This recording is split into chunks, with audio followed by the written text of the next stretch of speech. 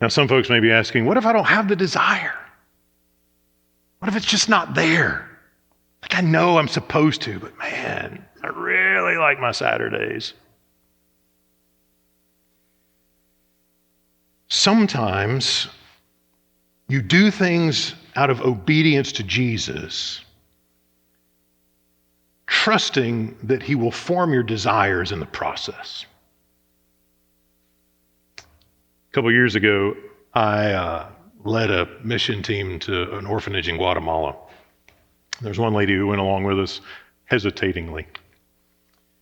And along midweek, towards the end of the week, she said to me, she said, I was one of the people who would have told you, let's keep the money local.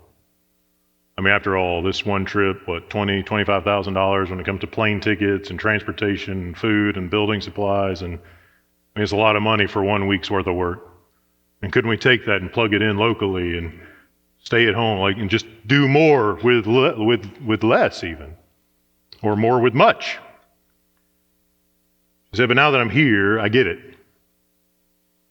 I didn't have the desire before I came, now I do. And when we came back, she became one of the people who said, I didn't have the desire. I wasn't bought into this, but I went, and now I think you should too. Obedience to Jesus to go to the nations cultivates a desire to go to the nations. Obedience to Jesus to serve alongside the church cultivates a desire to serve alongside the church. So pick a ministry and go for 4 weeks. Pick one of our local mission partners and call them up and say, hey, I'll give you 4 weeks. What can I do? And when week 5 rolls around, see if you don't want to go back. Join a team that you don't want to join. And see if the act of obedience forms the desire. That's how Christians become generous selves.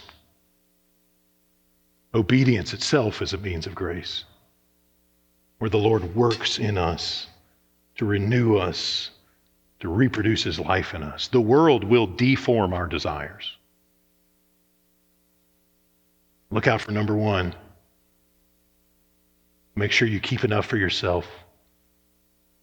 Obedience to Jesus will form our desires to offer ourselves to the mission he's called us to.